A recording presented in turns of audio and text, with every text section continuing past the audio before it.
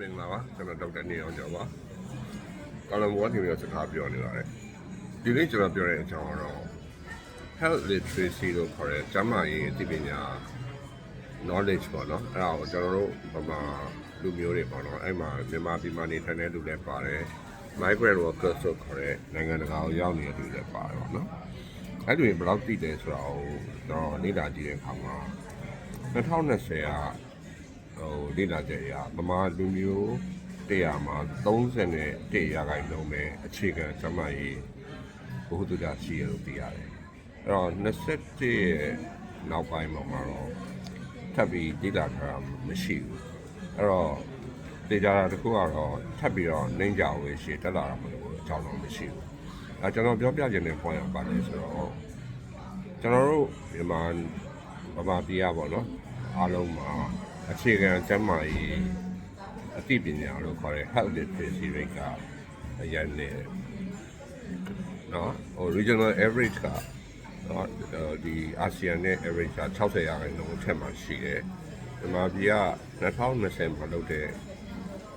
နော်ဒီဒေတာမှုပေါ့နော်သူတွေတနာရ36ရာခိုင်နှုန်းပဲရှိတယ်အဲ့ဒီချိန်တွေကနည်းနေအခုဆိုပို့တော့နေအောင်ပဲလေ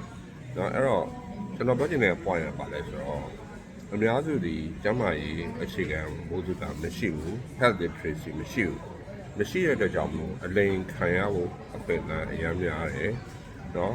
အကုန်လုံးကပေါ့နော်ဘာပြောယုံနေဆိုတော့အတိတ်ပဲမျိုးသားဖြစ်နေအဲ့တော့ကျွန်တော်အဓိကသတိပေးချင်တာကျွန်တော်စေကံခုတော့ဖိုင်လာတဲ့လူတွေအကုန်လုံး online လို့နော်ဘာပဲဖြစ်ဘလို့ပြောဒီလိုပြောနေတော့ပြီးတော့ဒုက္ခရောက်တဲ့နေအများကြီးဖြစ်တော့ကျမရဲ့အသိပညာမရှိဘူးဆိုရှင်အသိပညာရှိအောင်လုပ်ရပါအဲ့တော့အသိပညာရှိအောင်လုပ်ရတဲ့နေရာမှာလည်းဆရာဝန်တွေပေါ့နော်တကယ်ပေါ့တိတာနာမည်နဲ့တကွာတကယ်ဆရာဝန်အစ်စ်တွေရဲ့ပြောတဲ့စကားနားထောင်သင့်တယ်လို့ကျွန်တော်ထင်ပါတယ်အခု online မှာဒီမှာဆရာဝန်တွေပြောနေတာ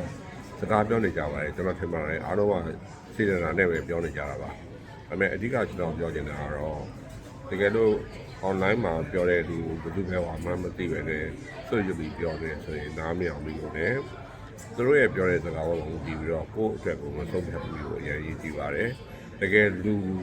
နော်ဆရာဝန်နဲ့တွေ့ဆုံပြီးတော့မှမြင်တင်ပါတယ်ဒါပေမဲ့မနားမလဲတော့လည်းနားရတဲ့အထိရှင်းပြဒါကိုနားထောင်နေပါတယ်ကျေးဇူးတင်ပါတယ်ကျွန်တော်ဒေါက်တာနေအောင်ကျော်ပါဘာလို့ဘောကနေစပြောနေပါတယ်